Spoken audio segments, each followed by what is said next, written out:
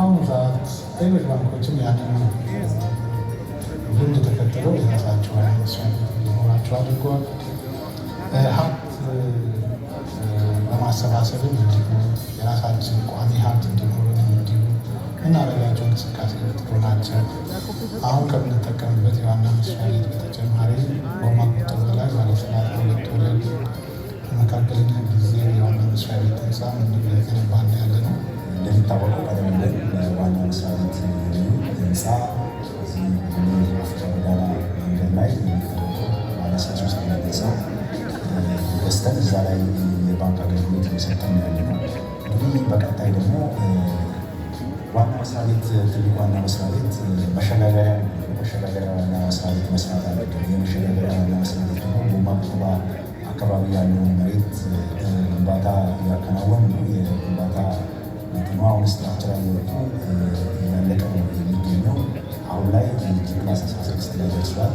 ከስር 5 ቤዝመንቶች አሉ። 5 ቤዝመንት ጨምሮ ህንፃው እየተሰራ ነው።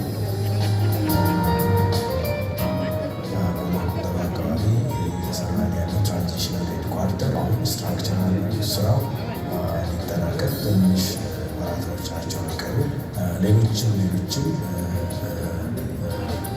የፕሮጀክት ስራዎች እንዲሁ ይቀጥላሉ ብለን በእነዚህ ኤክሴል ካደረግንና በካፋንተን ያለውን ቪዥን ማለት ነው ቱ ቢ ፈርስት ቾይስ ኦፍ ባንክ የመጀመሪያ ባንክ ምርጫ ብለን ያስቀምጥነው ራዕይ ከግብ ያደርሳል።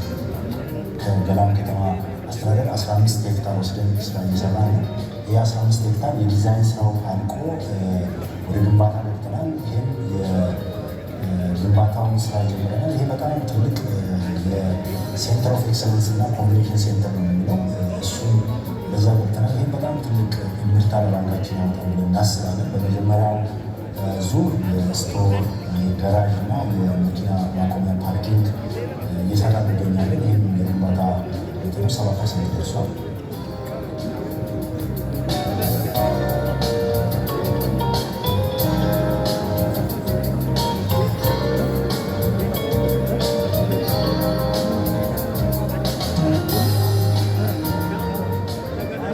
ዲጂታል ባንክ አገልግሎቶችን እየሰጠ ነው የሚገኘው።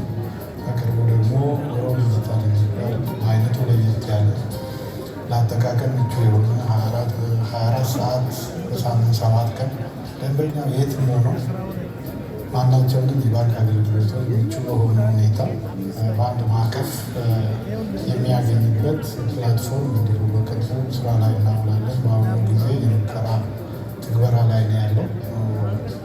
እሱን ተግባራዊ ስናደርግ በሀገሪቱ ውስጥ ካሉ የዲጂታል ፕላትፎርሞች የተሻለውን አገልግሎት ይዘን እንቀርባለን ብዬ ማስብ።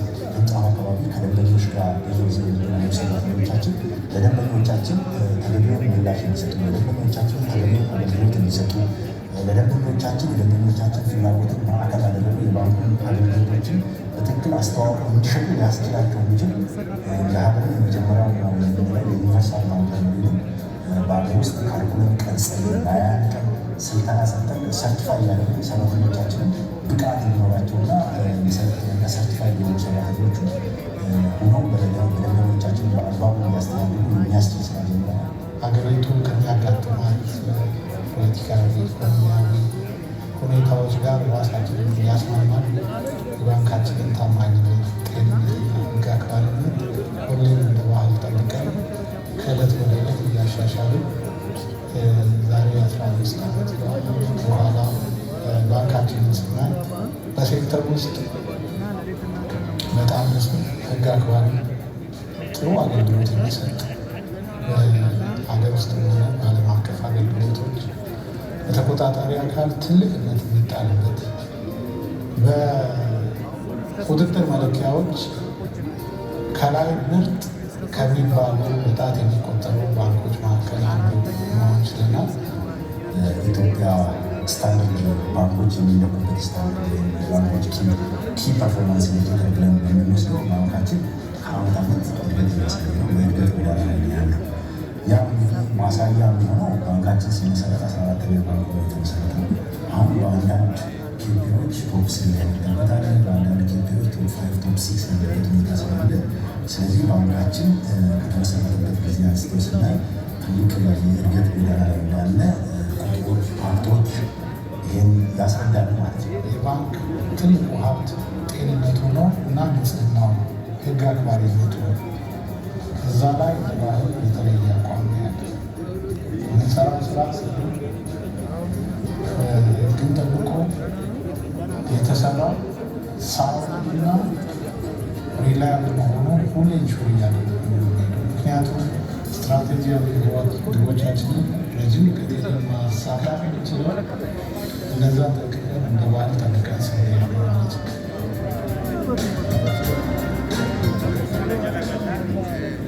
ኦሮሚያ ኢንተርናሽናል ባንክ ለእኔ እንደ ልጄ ነው የማየው፣ እንደ ቤቴ ነው የማየው።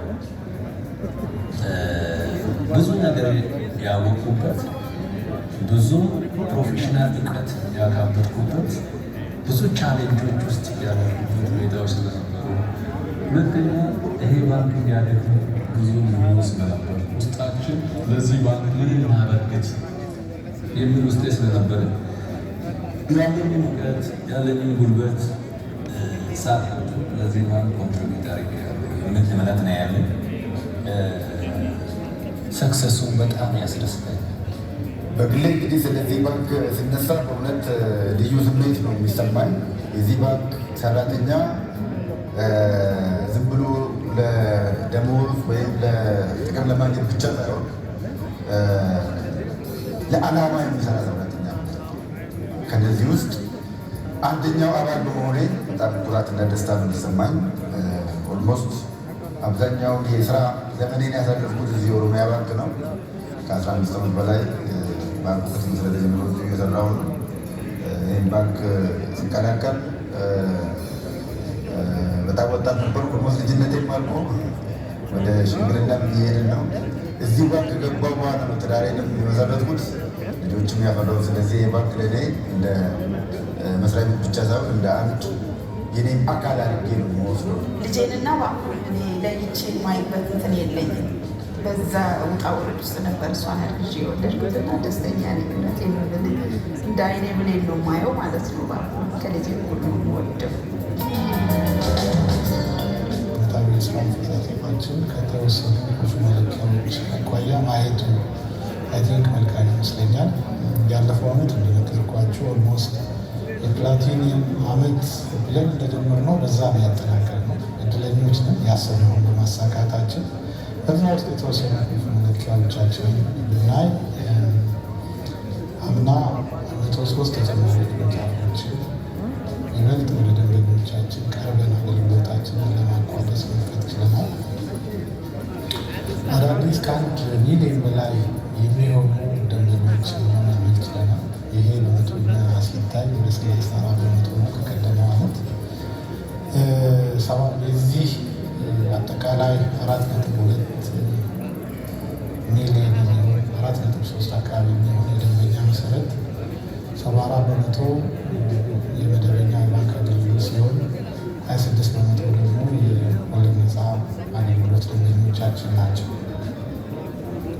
ቁጠባን እንዲሁ በ24.4 በመቶ ማሳደግ ችለናል።